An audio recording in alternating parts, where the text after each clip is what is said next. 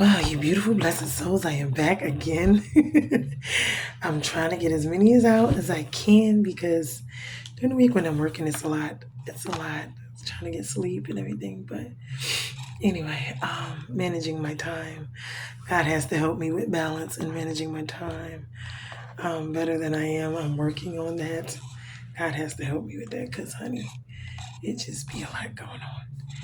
But anyway, I skipped around a little bit because I know I was in I think 38, 37 through 40. And now I'm in 49 because this is very important. Well, it's not that the other ones is not important because they are just a little more in depth when it comes to Joseph and the story. But this right here is I want you guys to start reading yourself. I really do. I want you to start. Why? Because this way people can't just tell you whatever it is that they want to tell you about the Bible, about your life. You have to do the research. You have to pick it up. You have to have a relationship with God for yourself. You cannot rely on me or anyone else. I mean, getting words from people, which you got to be careful of, is wonderful, but you have to know God and have a relationship with Him for yourself. As much as I would love to be able to be on here every day, I have a job. I can't do it. And then whoever it is helping, I'm thankful that it is helping them because that's what it's supposed to do. That's why it's not about money. It's not about any of those things because, you know, this is about God. This is about relationship. This is about Jesus. This is about us learning. It's about ministry. It's about, not making money, not, God is my provider. He's my supplier. He's going to provide. He's going to protect me. He's going to, yeah, do I have to get out and work? Yes, but He's going to make a way for me to do that, open up doors for me to do that. He gives me my life, my health, my strength, my breath, in my body each and every day to get up and go do that things because it's God who gives us the power to get well. So we can't leave Him out of it. My life is not perfect. I'm not here trying to be perfect. None of us are, but I am here sharing because life is what it is. And no matter what it is, whatever, whoever's life it is, whichever one of us it is, God is still there in the midst of it. And it's not always pretty. And so this is why we have to discuss also the uglies because that's a part of it too. And this here is chapter 49. And I want to read it because this is right before Jacob is dying. And he's going to call all of his sons, the 12 tribes. And this is where we get the different tribes of, the kingdom, basically. They came through his children, all 12 of these men. And their names are the actual tribes. So, and everyone's going to be in a tribe. Their lineage is just traced back, But I want to read what he said. And we got to remember, these are all men. And we must understand men have such a prominent place in the kingdom, in just life, in the world. And it's crazy because there's usually more women that have a relationship or, interact with God, or I don't know if I can necessarily say the church thing because it's more than just about church. Church is not a building. God, the temple, we are the temple. And we are the body, And so this is what this is about. And it's very important because with everything that's going on in this world, even with the election and stuff, we cannot depend on that. We cannot depend on people. We cannot depend on, the presidents. We cannot depend on these things in mankind because as we can see, mankind fails. They let us down all the time. And as we're going through all of this with the wars, with it happened even then. And we have to see that God is the creator. He is the one creator, the one Alpha and Omega, created everything, and He put everything the way it is, created us. And there's a certain, way of the plan that this was supposed to go. And we've been just here doing what we want to do. And it's messing everything. And the devil has his part to play in it as well. And the evil wickedness. And it's just really wreaking havoc on us. So we need to get back to this because with everything that's going on in this world, we can argue about politics, all of these things, but all of these things are going to pass away And we know that the politicians and the government has never been for us. The whole system itself is satanic, Luciferian. We got to understand that. It is not a godly system. When you look at everything in this world, it is opposite of the godly system. That's how you know it is satanic. These people are not here to help you. They're operating out of these evil, wicked spirits, and they are here for themselves. There's no love. You got the school shootings. I was talking about that the other day with the little boy shot up the school, training children, not in the worldly way, not in the way we think they should be, but the way God says. You see what I'm saying? I am also a victim of these situations too, because I live here and I'm learning just like you, and I'm going through these motions and I'm going through these things and seeing the errors of my ways, and the way I raise my children is I thought they raised them well. I'm seeing so much error in my own life, and I'm just sharing it with you guys because I can't go by what other people say. I have to go by what the word says, because if my life is not lining up with that, then I'm total opposite of what God wants, and that means that is in danger of not making it to see God in heaven. It's not to say that we can't make mistakes, and but it's to say that we need to be aware and we need to start living towards these things and not the worldly things. And that's, what that's about, because it's not what man says about you, it's what God says about you.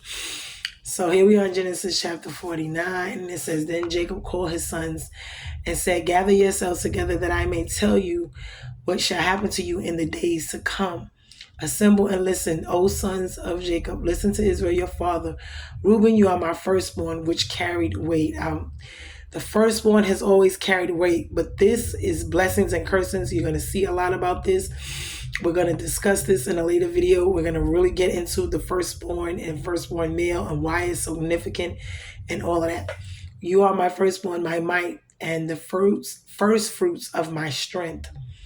Preeminent in dignity and preeminent in power, but unstable as water. You shall not have preeminence, because you went up into your father's bed, then you defiled it when he slept with Bilhah, which was the concubine.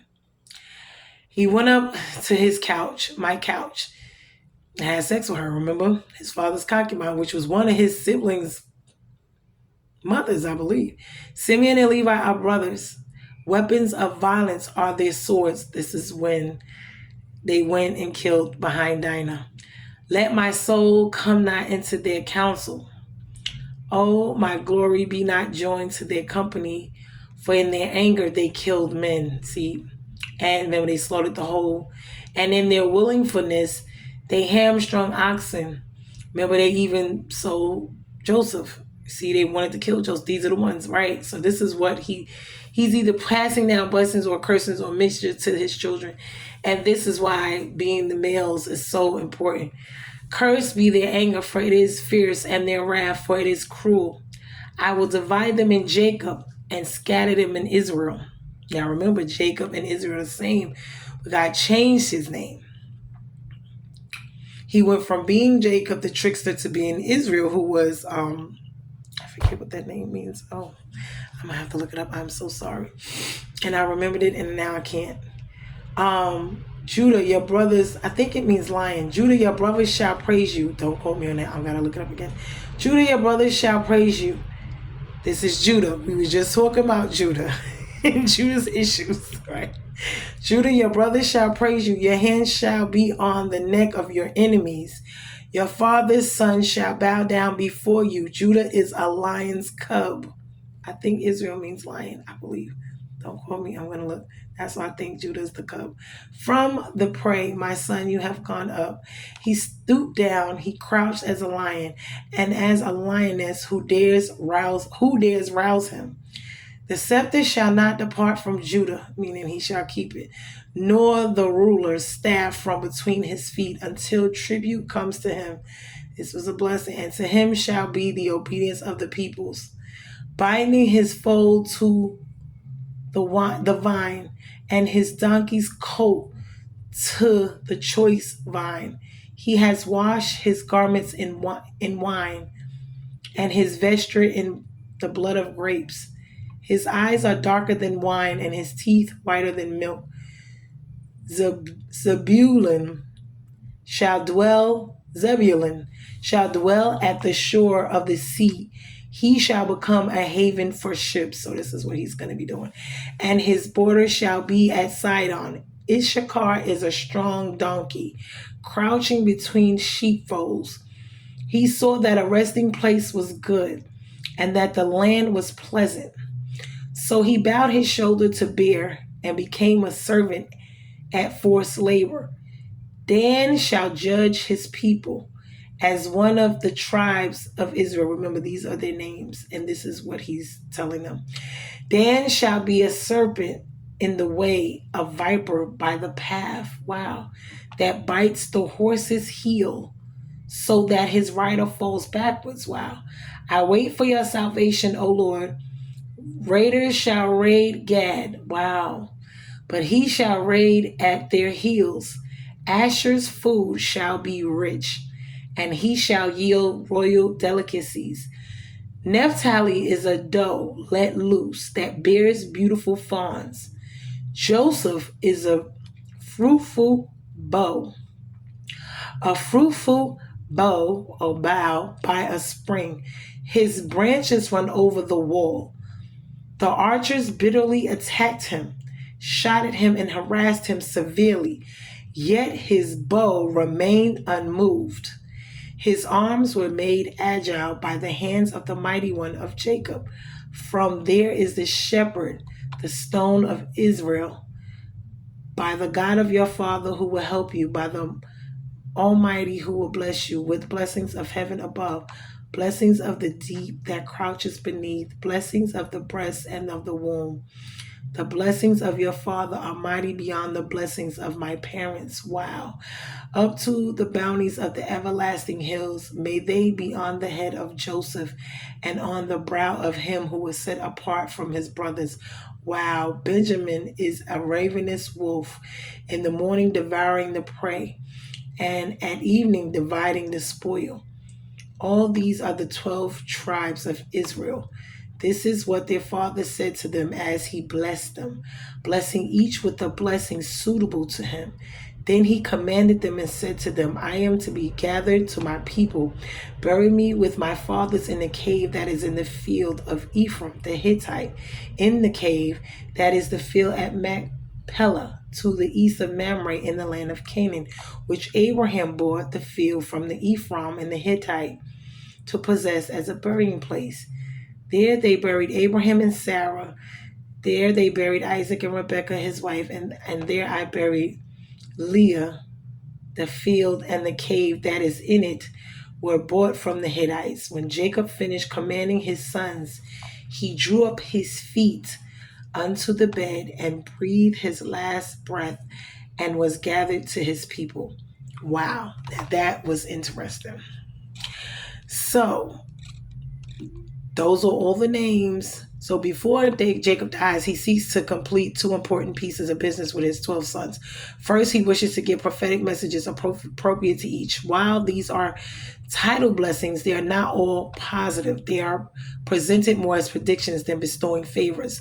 Second, he wants to command them to bury his body in Canaan and not in Egypt. Yeah, that was not their land. The predictions given here in their style often seem as prophetic oracles or using poetic language and metaphors. Jacob will reveal a small part of the future of each of the sons' descendants, meaning what's going on now. Each son's family will become one of the tribes of Israel.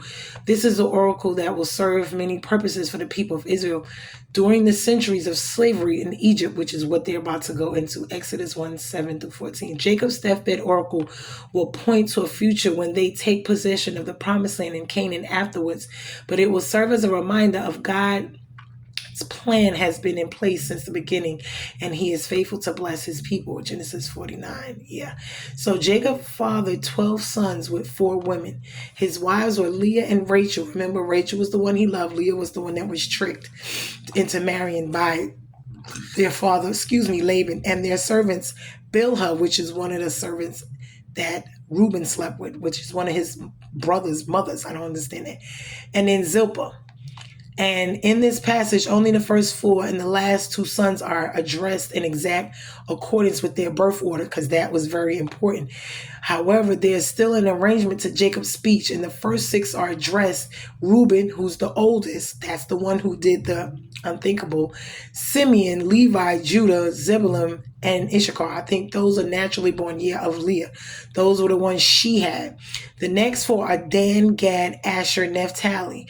These are sons carried through surrogacy by Rachel. Remember her, I think Zilpah was her maidservant, and Leah's servants. So the last two are Joseph and Benjamin, who are naturally sons of Jacob and Rachel, his wife. And those were the ones that was treated different because they were the dearest to him.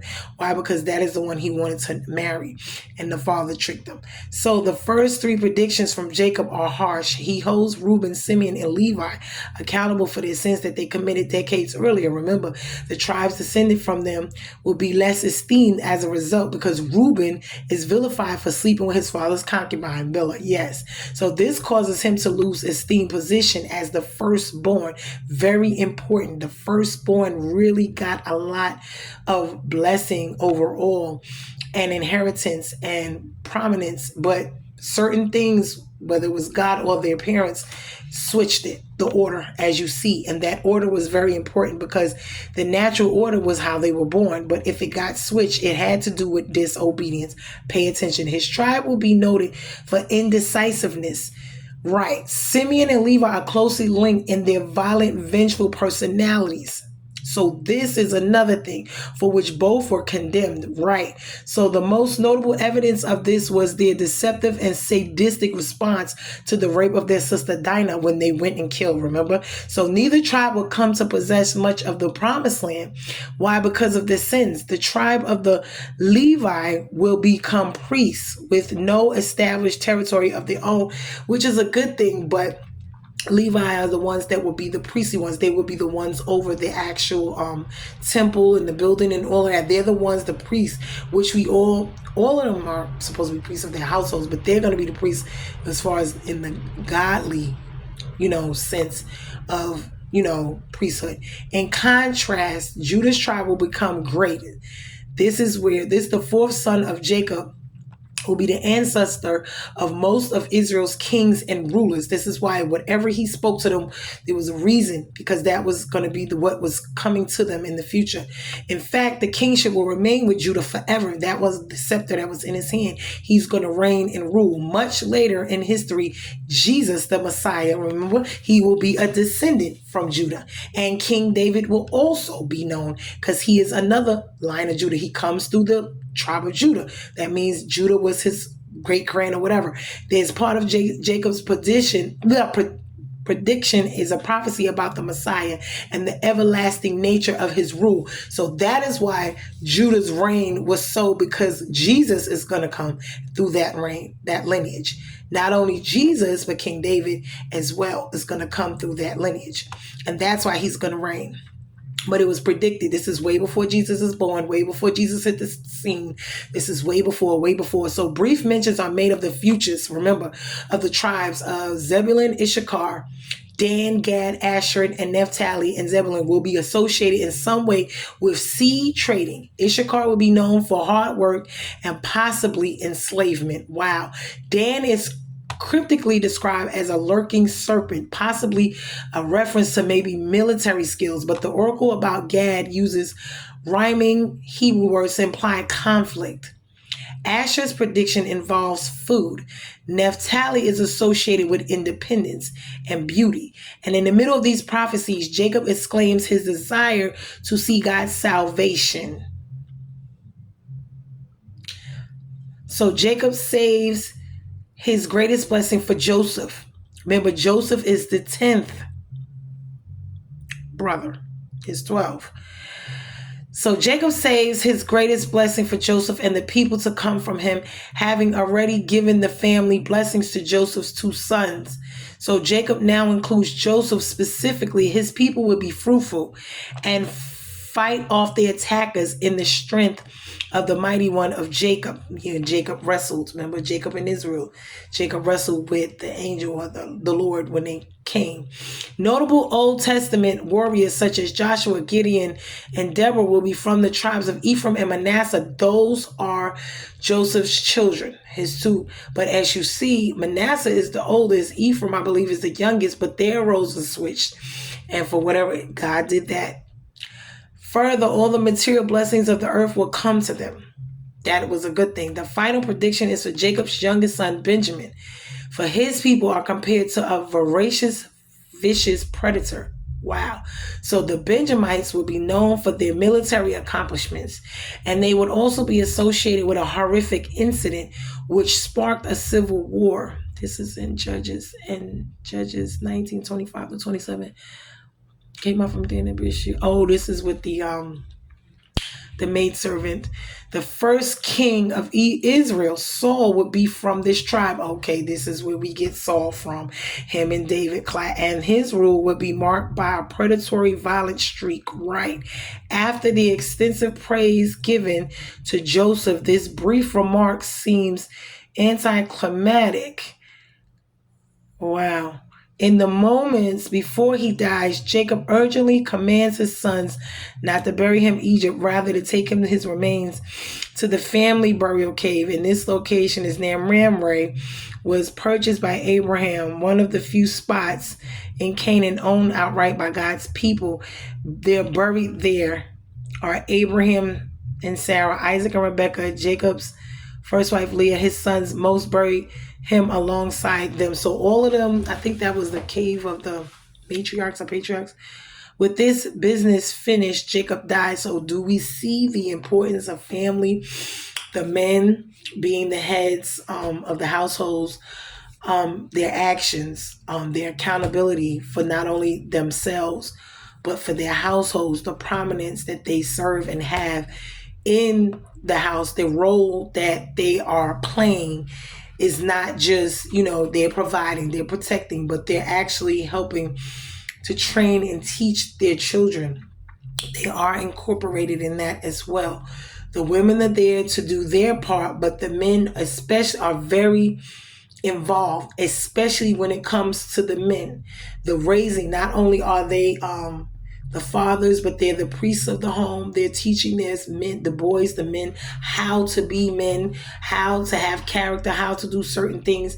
And don't get me wrong, they have also dropped the ball with some stuff, because remember, we're not perfect.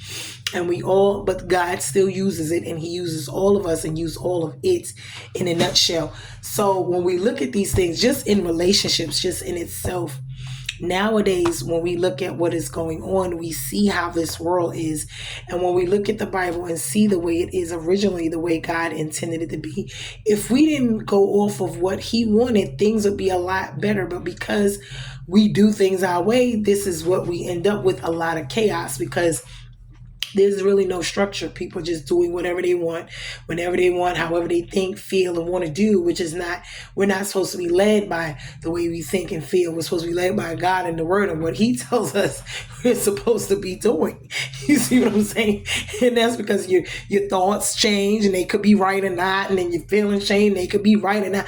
But God is all knowing, all seeing, in his ways. You see what I'm saying? So it just makes a whole lot more sense how we get ourselves into all of these situations. And when you think about the betrayal, all of the things that have gone, the lying, the deception, the sneaking, the trickery, the murders, the rapes, all of these things that you are seeing, the slickery is going on. And when you look at the world today, it's been going on. Even with the spilling out of the seed, because he just wanted to sleep with the woman instead of being with her. And God did not create us to be with just anybody, number one. And he did not create us to be here just sleeping around. And this is where you get diseases and, out of wedlock children. And we all are part of this. We're all sinful. I'm saying this, when I say it to you, it's to me, because I live this life as well as you. I'm just trying to get it together to do things differently now. You know better, you do better. You get the information and you try to do it different. I'm married, so even though we're not together, I'm not with anybody. Was I doing it before? Yes, but I see the old ramifications, especially when it comes to this sex thing and this inter soul tie thing. People just with this sleeping around and all of this is why we have the diseases. This is why we have all these babies, all this anger, all this chaos, all this murder, all this, you think about murder, you may not go out there and shoot somebody, but if you're committing having abortions, that's murder. If you're spilling out semen on the ground, that's murder. See, God looks at these things different from the way that we do. But there's so much meaning and so much behind it that we don't know and why. And this is why we have to get into him and what he wants and how he's thinking and wanting us to be, because that's what's going to help us. Because other than that, all of this is opposite of what the world would tell us. I don't care if there's a psychologist or they went to school, the Yale and Harvard. They're not going to tell us this, because this is not what they're going to tell you to do. You see what I'm saying? They're going to tell you to get money, to have sex, to sleep around, to marry or to don't marry, to do what you want, to live how you want, to act how you want, to behave how you want.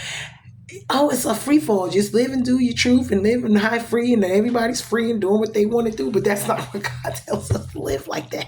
He does not tell us to chase after money, fame, fortune, vanity, change our bodies, do this, do that, sleep with 1,000,001 people, lay up, not be married, fornicate, adultery. No.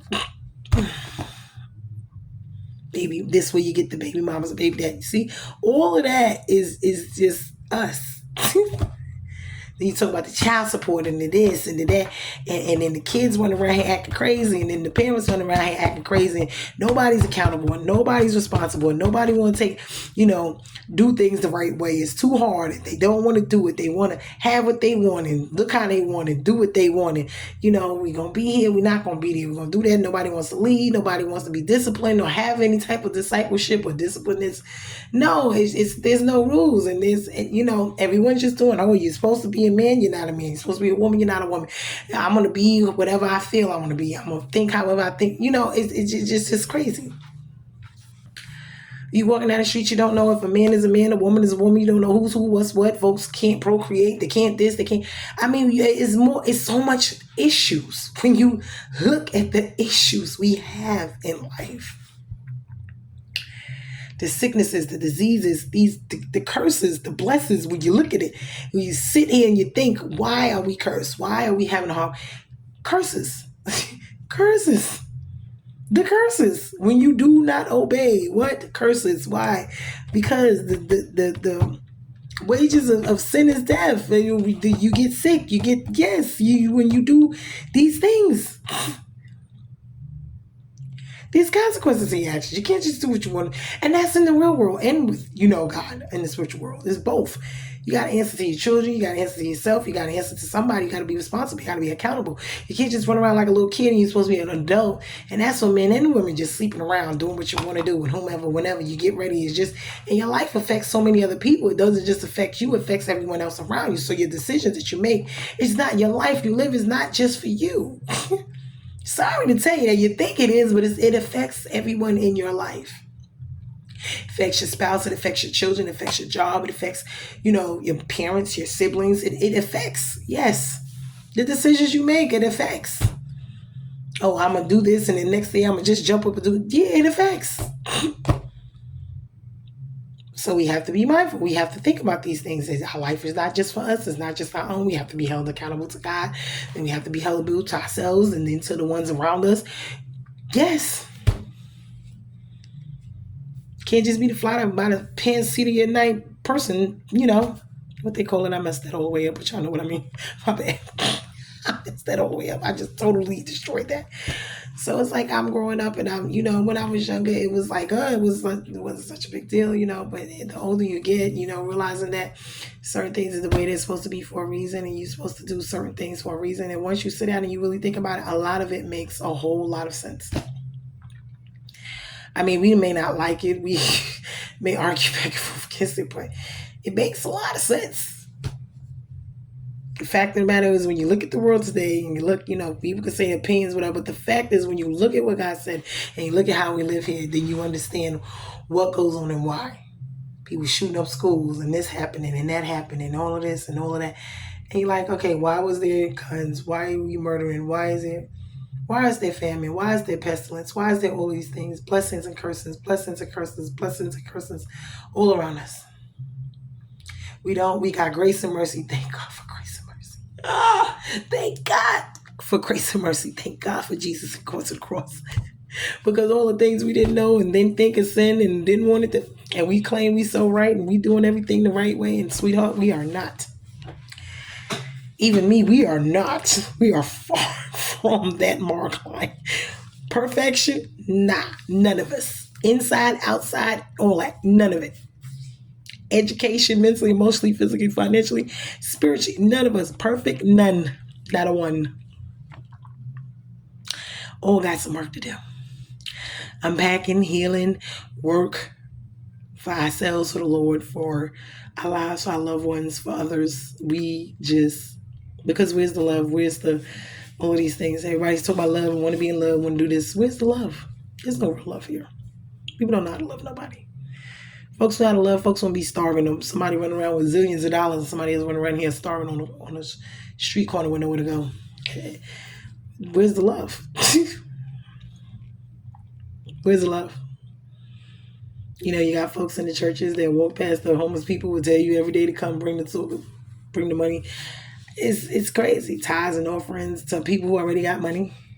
When you think about everything we do, who, what, when, where, how, and why, none of it makes any sense. All of it is just backwards. It's backwards. And it's backwards to God, to what? I mean, like, seriously, it really, really is. It's like we're doing all of the opposites of what we're supposed to be doing, what he wants us to do. Let's just be honest and real about it. None of us, the drinking, the smoking, our bodies is a temple, the sleeping around, it is. These things were, if you look up in Leviticus, the book of Leviticus, we ain't got there yet, and you see every sin that you committed, you had to go kill something. If you thought something bad, if you did, before Jesus came, this is what they had to do. That's why the Jews, they know about what it is, but it's the religious, because their hearts weren't in it. They would just do it again and just kill it again. Why? You know, because technically speaking, a lot of them were supposed to be killed, you know, when it come to certain things. When it came to certain stuff, like adultery was, you could be stoned to death. You could be killed. It's not being a virgin, for not for having sex, period, outside of marriage. You think about these things. You sit here and the things that we do, we take them so lightly. We just like, whoo, just run around having sex, spilling sperm, doing this, doing that. This one doing this one doing that. Being a whole man, a whole woman, and not being a man, you know, being something. All of these things that God has punished by death. That when like I said in the last one, he just killed, bro. Like, and I'm still trying to figure out how he just killed, bro. Both of them. The brothers. Who was he was evil anyway, but, and then Onan, come on now. So when we sit here thinking about this, it's like, man, Lord, I thank you for the grace and mercy. Dodge a bullet, dodge another one. Shoot, I could have been out of here a couple times, a lot of times with all the stuff when you think about all the crap you've done that you were not supposed to do. And that's just the stuff you know about. Because remember, we just starting to learn some stuff. Ain't everything. We just in Genesis now. We ain't gotten to Genesis 49, okay? So we got all the way to Revelation to go. Well, hello. So when you think about that, child, you got to know it's a whole lot more coming. Of do's and the don'ts, even if they ain't commitments. Like, come on now. And it's not about being perfect, because I know we're not supposed to be perfect, but in God, you're supposed to be striving to perfection, meaning you got to work your salvation out daily with fear and trembling. So that's what you're supposed to be doing, because literally it's with fear and trembling. Why? Because at any time God can come, he can take you out of here. Folks say today, ain't going tomorrow. And where you're going is the question when you leave here. Is whatever you doing worth you leaving here and going there for? That's just the bottom line. Because you can't take none of it with you. If it's a woman, you can't take her with you. If it's some money, you can't take that with you. If it's the kids, you can't take them with you. I mean, you can't take nobody with you. So fame, the fortune, your looks, you can't take none of it with you. So it's just like, so now what? Is it really worth it? No, it's really, really not. So I'm sharing these. I'm hoping you're going to Start reading the Bible yourself. I'm hoping you guys have a relationship with God yourself. Start looking into your life, examining it yourself. You may have questions about your own self, your own life, your own children, your own family tree, your own mental well-being, emotional, physical, financial well-being. So you want to look into yourself, and this is such a great way to do that because you want to find answers. You got to seek, you got to knock, and you'll find because you're not going to find them not looking. And you're looking for the love and you're looking for the admiration and the adoration and all of these they praise and whatever from all these other people, places, and things. I call them nouns. You're not satisfied every day getting drunk, getting high, sleeping around woman to woman. You're not fulfilled. You're not, and people don't understand because you need to have God in your life. That spiritual attachment to God, our Creator, is what we need to have to be fulfilled, truly and fulfilled here on earth. We have to have that because that longing deep down inside, it can't be filled by these other things. These are natural things. These are temporal things. It has to be filled by the spiritual. So I'm sharing these things because I myself, have gone through rejection and all these things. Like I said, all of these things, I have, myself lived this life. We all are guilty of, if not all of them, because once you commit one sin, you didn't commit them all, basically. But we have committed them, and we're guilty of them all. We were born into sin irregardless. And we need to, do something to rectify it. We need to get right with God. He's waiting. He loves us. He wants us. He wants to have a relationship with us, and it's the best thing you would ever do for your life, for your children's lives. I mean, honestly, we go through things, but I get upset and I get angry about things too. And it's not a cakewalk. I'm not going to sit here and tell you that it is. But what I would say is I'm not better than anybody. I'll probably say I'm better off. And the only reason I say that is because I believe in my heart if I was to leave here tomorrow that I'm going to be with him. So, and I have to believe that by faith, and I'm walking it out. And am I perfect? No. But am I striving to get there and to change and do things necessary to please him and, let him get the glory out of my life? Yes. Am I perfect? No. But am I doing the best that I can? Yes. And that's basically it, So I hope that this is a blessing. If I look at some of this stuff, it just blows my mind. I'm like, Lord, what is going on? What are you doing? What happened? What happened? It's like somebody do something and he lets it go, or he forgives, because he forgives a lot. But then there's certain things people do. It's like, boom, they gone. And I'm like, well, what did he do? Because I want to make sure I don't do that. Seriously. But anyway, y'all. This video is getting kind of long. I'm trying to see if I'm going to do any more, but I'm going to let this one go. I'm going to let it go because I'm getting tired. And I don't know. Am I going to do some more? I don't know if I'm going to do some more research. I don't know yet. But anyway, be blessed, you guys. Enjoy, I guess, the rest of this weekend. I'm trying to enjoy mine for the most part as far as I'll go back to work tomorrow. So my little weekend will be over. But anyway, love you guys. We're bruising, not broken. Smooches, all that good stuff. Remember to like the channel, share it. Like I said, I don't ask for no money or anything like that. I just basically share what I'm learning. It's not a thus save the Lord. We're learning together. We're reading, we're learning, we're looking up things. We're asking God, for his input to understand what this is all about, and that's what this is, and to apply it to our lives, because knowing and executing, applying it is another thing. So, and looking out for it, because these things are habits, and a lot of stuff is going to take time. It's not going to happen overnight. Like I know drinking and smoking, it took me a while, and this cursing thing, and there's certain things that is just my mouth, my head is just yes. The anger, it's certain things, you just struggle with.